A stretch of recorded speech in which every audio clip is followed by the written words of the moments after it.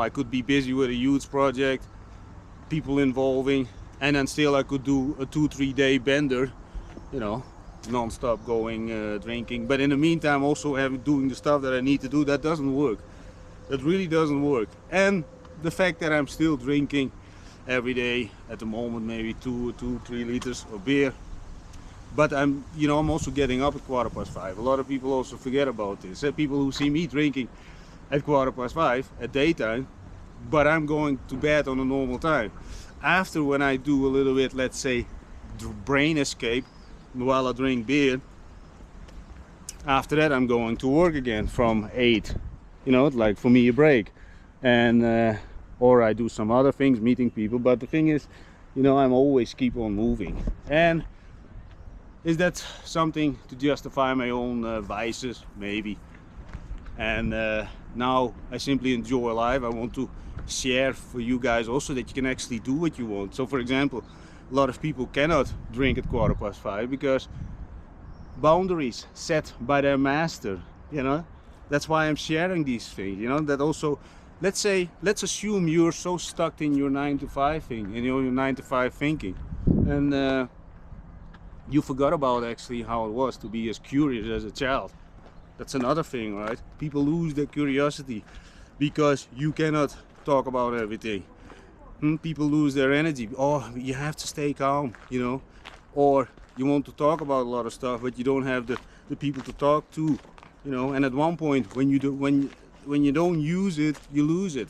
It's the same with everything, right? Your muscles, maybe your character, maybe bad behaviors, and they sneak in because other people have bad behaviors. Anyway, I want to cut it for today. What is the takeaway? Don't think about your own needs in the first place. I don't believe in this. I don't believe people who are chasing only money that are ever gonna be happy. Like I explained this yesterday, I'm not gonna get into this again. The thing is, first think about how can you increase your value from the surrounding that you're currently in, the knowledge that you currently have, and maybe your whole thought process. Maybe you can just take a look from a third person, try to do this. The thing is, how I learned to do this is eating for a great amount of period on a regular basis, great amounts of mushrooms, and did some LSD next to it, on top of it. But that's a long time ago. That was way before things were so trendy. Then you have to microdose. Fuck microdosing, it's for idiots. And of course all those famous people that talked about it for a little while, because that's everything, right? Trends. Then they talk about it for a little while, you have to microdosing, and nobody talks about it ever again. Why? Because it's a trend. Me, I'm going to tell you exactly what the benefits are. I learned to face my own flaws, because you're going to meet yourself. That's one thing. Beautiful, actually. Let me also tell you something else. If you sit with idiots that you have some sort of feeling about that, that they're not 100%, well, trust me, things go banana. I have seen people run away crying around toilets. mental cases. And you don't want this. But another thing that I learned from it, to see from third person how I interacted with other people.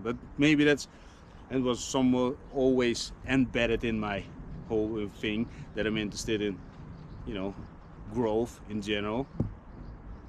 Anyway, what is the takeaway? Don't only think about yourself, think about how you can make people more happy, increase your own value, and how to communicate this to the world. You have to figure it out by listening to my stuff, and maybe some of my topics will just spark a little bit positivity in you, and maybe I'll make you aware of some of the flaws, and maybe you can just hate me for all the stuff that I'm saying, maybe.